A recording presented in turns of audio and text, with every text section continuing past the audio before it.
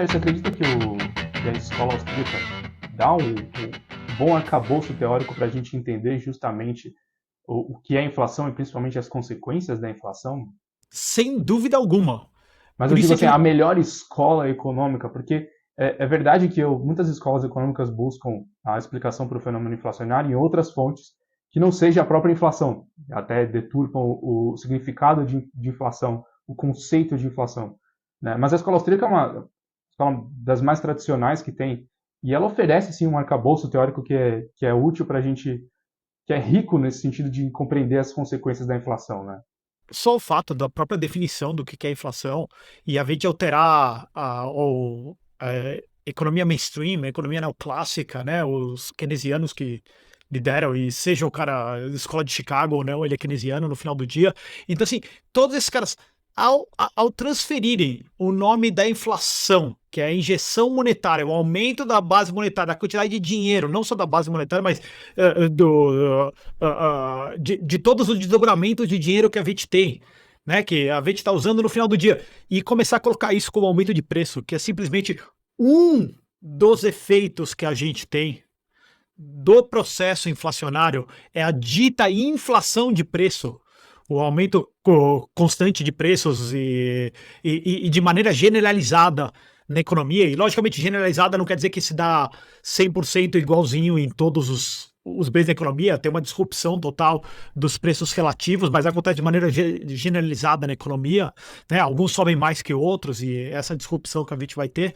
Então, só esse fato da gente não começar a utilizar uma definição errada, porque na hora que a gente utiliza a definição, a gente consegue dar uma das consequências como o processo, o fenômeno como um todo, a gente começa a buscar soluções que, em geral, vou falar que o empresário malvado é a vontade, é greed, né? É a vontade de ganhar mais dinheiro que todo mundo tem, todos os empresários, as pessoas físicas também.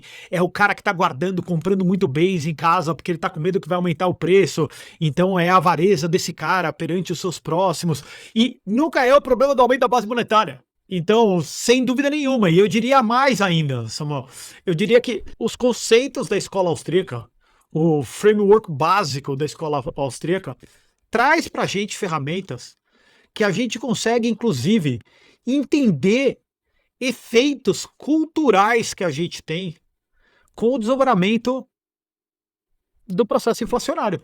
Tá, até, Sérgio, falando sobre, antes da gente entrar nas consequências culturais da inflação e aprofundar nisso, eu quero dar um passo atrás aqui, porque muitas vezes nós austríacos somos tidos como saudosos do termo inflação, do conceito inflação se referindo a aumento da oferta monetária e não a perda do poder de compra, né?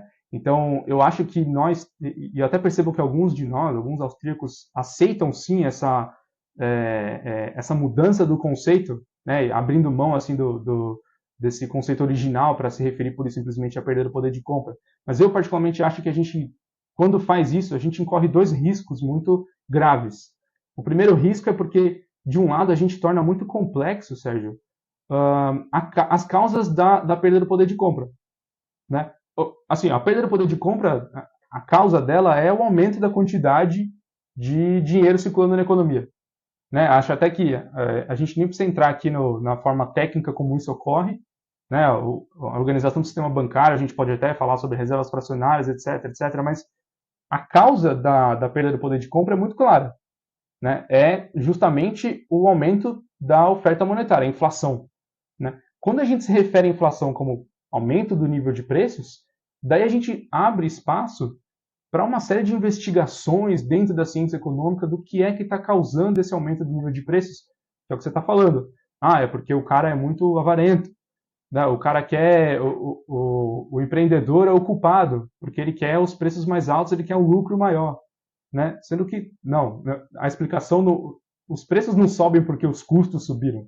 Os custos são eles próprios preços, não dá para você explicar dessa forma o fenômeno inflacionário, né? E o outro risco, tá na outra ponta, é a gente tornar simples demais as consequências da inflação, que são extremamente complexas e é isso que a gente quer falar aqui. Então a gente fala, não, a consequência é que simplesmente os preços sobem. Não é verdade isso, os preços sobem, é uma das consequências que a gente está falando aqui, mas tem tantas outras consequências que são sociais, que são econômicas também, mas que são culturais, como a gente vai falar também, e que, enfim, são efeitos que destroem, corroem aqueles valores que, né, no tema do nosso episódio hoje, que os próprios conservadores consideram importantes, né? Então, quando a gente abre mão, eu acho, quando a gente abre mão dessa nomenclatura, desse conceito, né, a gente incorre nesses dois riscos e eles são muito graves. Eu acho que são, inclusive, fonte de vários problemas que a gente observa hoje. Né? Perfeito. Você deixa de entender a causa e daí você vai aquelas coisas sem pé nem cabeça nenhuma, que a gente acaba estudando assim, tipo de causa de inflação, inflação de custo, inflação de oferta, ou inflação de demanda, inflação, sei lá, pode inventar em qualquer uma que você quiser. Assim, no final do dia é exatamente o que você falou, Samuel, é o aumento da oferta monetária. É o aumento da oferta monetária, é esse o processo inflacionário. Tá ok? Não importa se a economia está crescendo ou se a economia não está crescendo. Porque aí também tem outro problema. A economia pode estar crescendo, a oferta monetária está crescendo também, e daí você não vê o desdobramento, um aumento generalizado de preços. Daí você fala assim, não existe inflação. Como que não existe? Lógico que existe. Tem algum dinheiro novo que está entrando na economia e que está beneficiando alguém à custa de alguém. Exatamente.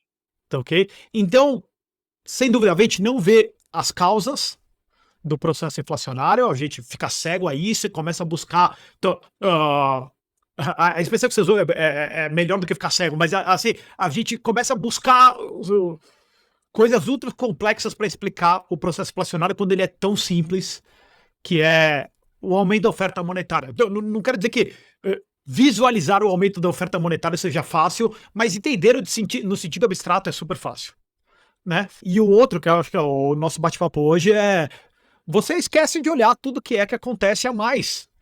Todos os outros malefícios, toda a destruição que o processo inflacionário causa, além do aumento generalizado de preço, além da distorção dos preços relativos. E a distorção dos preços relativos já é algo que é ignorado em boa parte pelo mainstream. Né? Mas que tem a ver até com essa causa, porque se você pensa que alguém vai receber o dinheiro antes, então óbvio que você vai ter uma distorção nos preços relativos, e não vai ser aquela loucura daquele helicóptero friedmaniano jogando dinheiro por toda a economia e todo mundo quase que recebendo ao mesmo tempo essas ofertas monetárias. A fada madrinha que de madrugada aumenta a sua conta bancária, o dinheiro na tua carteira, para todo mundo igual, né? Exato.